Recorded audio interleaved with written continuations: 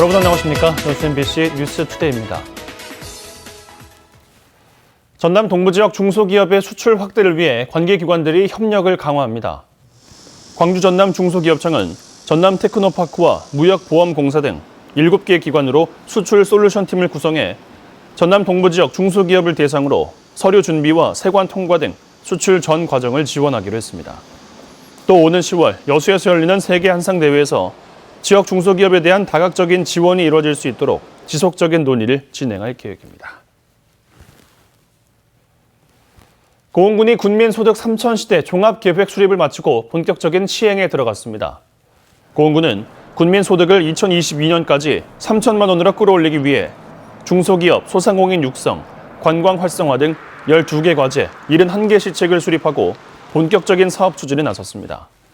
고흥군은 군민소득 3,000시대 종합계획 수립을 위해 지난 8개월 동안 군민 간담회를 개최하고 4차례의 종합계획 수립 보고회 등을 거쳐왔습니다. 한편 고흥군의 2016년 기준 군민 1인당 GRDP 지역 내 총 생산은 2,020만 원으로 전남도 1인당 GRDP의 53% 수준에 그치고 있습니다. 고흥 남열해수욕장 일원이 전국 서퍼들로부터 주목받고 있습니다. 전남 해안 일원에서는 드물게 높은 파도가 일면서 서핑에 적합한 해안이기 때문인데요. 고흥군도 남해안에 특화된 해양 레포츠 성지로 육성할 계획입니다. 김주희 기자가 보도합니다. 서퍼들이 해안으로 밀려드는 파도를 가르며 힘차게 패들링을 합니다. 높은 파도를 미끄러지듯 여유 있게 넘나들고 파도에 휩쓸리는 것쯤은 아랑곳하지 않습니다. 이곳 고흥 남열해수욕장에서 지난 7일과 8일 국내 최초 서핑 국가대표 선발전이 열렸습니다. 고흥 남열해수욕장이 해마다 3월부터 11월 사이가 되면 저기압과 태풍 등 영향으로 높은 파도가 일면서 서핑에 특화된 명소로 주목받고 있는 겁니다. 제가 7년 동안 서핑을 하면서 이렇게 한국에도 좋은 곳이 있다는 거를 처음 안 게 작년이 됐어요. 그래서 다른 제주나 부산, 양양도 물론 좋은 파도가 잘 들어오지만 제가 느꼈을 때 되게 정말 저한테 감동적이었던 파도가 이곳 고흥에서 있었거든요. 남해안의 서핑 명소로 입소문이 나면서 남열해수욕장을 찾는 국내외 서퍼들도 점차 늘어나는 추세입니다.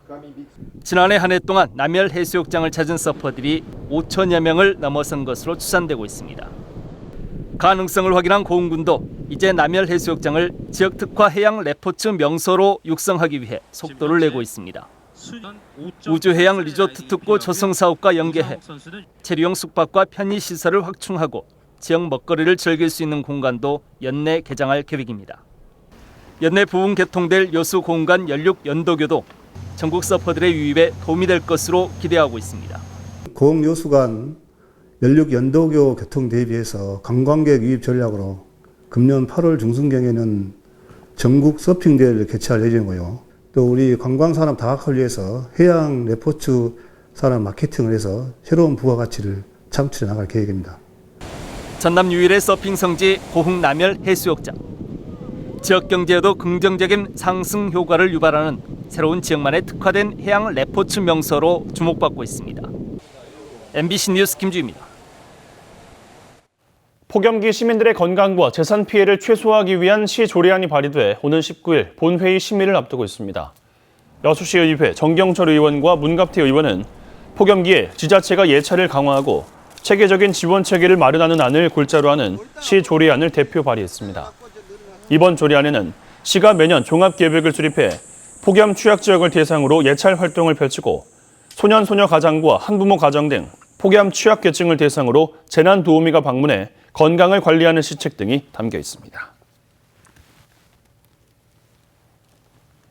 농작물 재해보험 가입 시한이 임박해 농민들의 주의가 요구됩니다. 여수시는 보도자료를 통해 보험 가입 시한이 벼는 6월 28일, 참다래는 7월 5일, 콩은 7월 19일이라며 기한 내 보험 가입을 독려했습니다.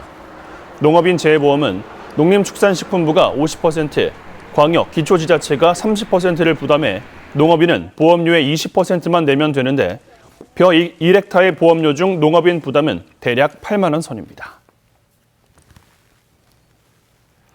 환경을 생각하고 유지 비용이 저렴한 전기차의 장점 때문에 최근 전기차를 구매하는 시민이 늘고 있는데요.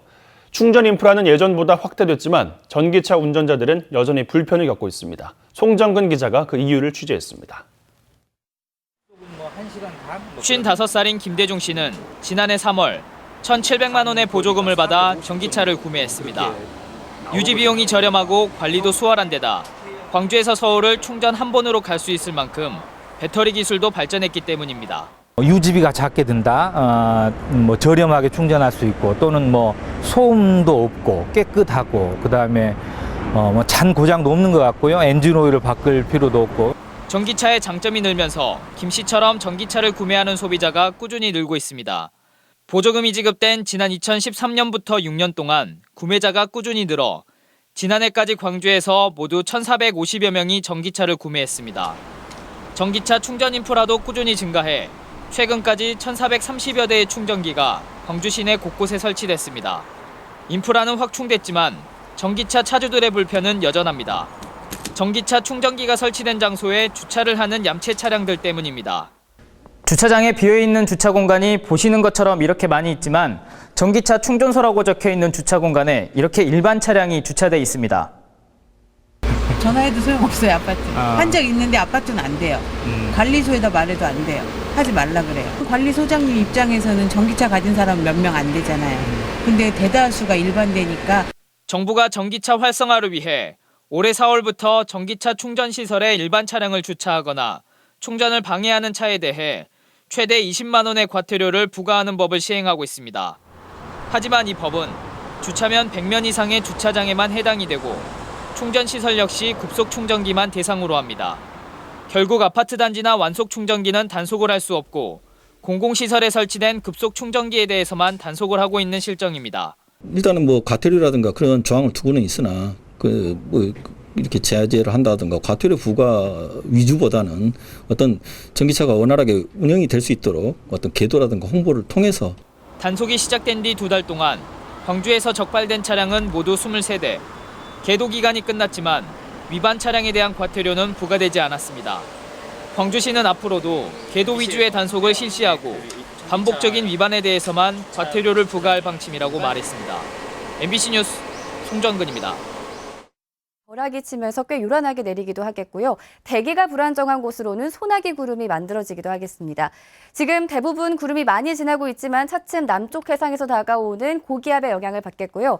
낮 동안에는 자외선 지수가 높음에서 매우 높은 단계까지 오르기 때문에 오늘 자외선 차단에 신경 써주셔야겠습니다.